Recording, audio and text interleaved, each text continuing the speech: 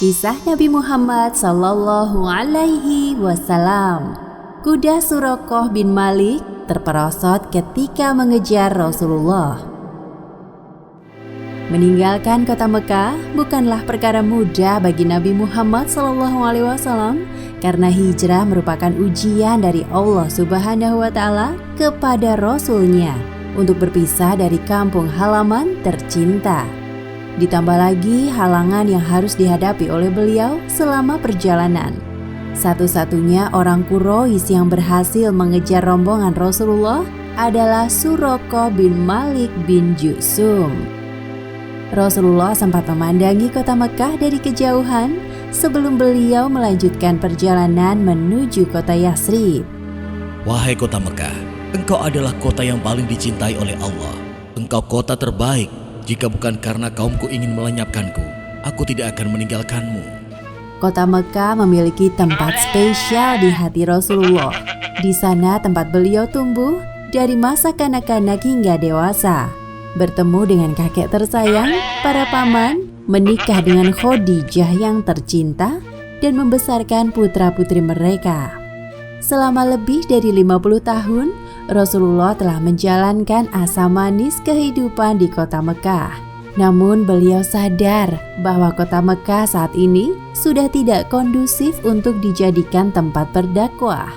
Atas perintah dari Allah Subhanahu wa Ta'ala, Rasulullah melaksanakan hijrah ke Yathrib demi keberlangsungan dakwah Islam. Kepada seorang musyrik penunjuk jalan bernama Abdullah bin Uraikid, Rasulullah mempercayakan amanah besar, yaitu sebagai penunjuk jalan ke kota Yathrib.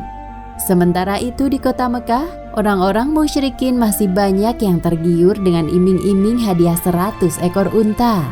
Walaupun mereka tahu bahwa sampai hari ini belum ada kabar tentang keberadaan Rasulullah dan Abu Bakar. Suraqah bin Malik, pimpinan Bani Mudlij, sedang asik duduk bersama kabilahnya dalam sebuah majelis. Suraqah telah mendengar tentang sayembara penangkapan Rasulullah dan Abu Bakar. Sama seperti yang lain, ia juga mengharapkan hadiah 100 ekor unta. Tiba-tiba seorang pria dari kabilah Bani Mudlij datang sambil tergopoh-gopoh, membuat perhatian semua orang tertuju padanya. Demi Allah, aku telah melihat satu rombongan yang lewat di hadapanku. Di balik bukit sana, aku rasa mereka adalah Muhammad dan rekan-rekannya. Suraqah menyimak penjelasan pria yang baru datang sembari memikirkan sebuah ide. Lalu ia mengerlingkan mata kepada pria tersebut sebagai isyarat untuk tutup mulut. Pria yang baru datang ini seolah-olah mengerti maksud dari pimpinan kabilahnya. Tapi mungkin saja aku salah lihat. Bisa jadi mereka sekelompok kabilah yang sedang mencari barangnya yang hilang. Ya, bisa jadi begitu.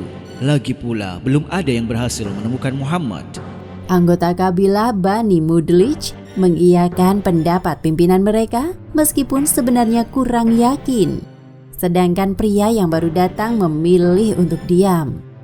Tak lama kemudian, Suraqah pamit undur dari majelis. Suraqah bin Malik bangkit dari duduknya dengan perasaan senang. Sedari tadi ia telah memikirkan gagasan cemerlang yang akan menguntungkan dirinya sendiri. Ketamakan terhadap harta membuatnya sombong. Sesampainya di rumah, Suraqah menyuruh salah seorang budaknya untuk menyiapkan kuda dan membawanya ke arah bukit. Segera siapkan kudaku yang larinya paling kencang dan gesit. Baik, Tuan. Sementara itu, Suraqah mengambil tombak dan alat pengundi nasib miliknya. Kebiasaan orang-orang jahiliyah pada masa ini adalah mengundi nasib untuk memutuskan sebuah perkara yang dianggap penting. Hal ini termasuk menyekutukan Allah atau yang lebih dikenal dengan istilah syirik. Setelah semuanya siap, Suraqah keluar dari rumahnya melewati pintu belakang. Ia lalu berjalan menuju ke arah bukit di mana kudanya telah disiapkan. Suraqah memacu kudanya menuju jalur pesisir pantai Laut Merah, yaitu jalan yang ia yakini dilewati oleh rombongan Rasulullah. Dalam hal ini, Suraqah mengetahui tentang jalur alternatif yang jarang dilalui oleh para kafilah dagang. Setelah lama berjalan, akhirnya Suraqah berhasil menemukan jejak Rasulullah dan rombongannya. Ketika Suraqah melihat dengan jelas bahwa sosok yang dicarinya berada di kejauhan, ia tersenyum puas. Suraqah lalu mengeluarkan alat pengundi nasib miliknya untuk melihat petunjuk yang keluar. Ternyata hasilnya tidak seperti yang ia harapkan. Suraqah menjadi kesal sendiri. Kenapa hasilnya begini setelah sasaran tampak di depan mata? Apakah aku harus melepaskannya? Tidak, sekali ini saja aku tidak mempercayai benda ini. Ya, jalan! Suraqah memacu kudanya agar lebih dekat dengan posisi Rasulullah. Namun tiba-tiba kudanya terjatuh. Sial! Suraqah berdiri dan membersihkan pakaiannya yang terkena pasir.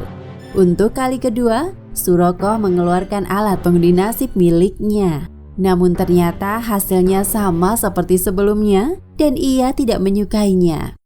Dengan penuh ambisi, Suraqah memacu kembali kudanya. Hayo cepat jalan! Ya! Ketika kuda yang dikendarai Suraqah mulai melaju kencang dan selangkah lebih dekat dengan posisi Rasulullah, tiba-tiba kudanya terperosok ke dalam pasir. Apalagi nih? Ada apa denganmu? Suraqah bin Malik mulai menyalahkan kudanya yang terus saja terjatuh ketika posisinya sudah dekat dengan Rasulullah. Tekad Suraqah dalam mengejar Nabi tidak kendur. Ia mencoba bangkit lagi. Abu Bakar yang melihat kedatangan Suraqah mulai mengkhawatirkan keselamatan Rasulullah. Sedangkan di samping Abu Bakar, Rasulullah tetap tenang berjalan sambil membaca ayat Al-Quran. Wahai Rasul, di sana ada seseorang yang mengejar kita. Tenanglah wahai sahabatku, Allah ada bersama kita. Untuk ketiga kalinya, kuda Suraqah terjatuh. Lebih parahnya, kaki kudanya terperosok ke dalam pasir. Ketika kaki kudanya ditarik, keluarlah asap yang tebal bak badai di siang hari. Pada saat inilah, Suraqah tersadar bahwa yang dihadapinya bukan orang sembarangan. Pasti ada zat yang melindungi Muhammad.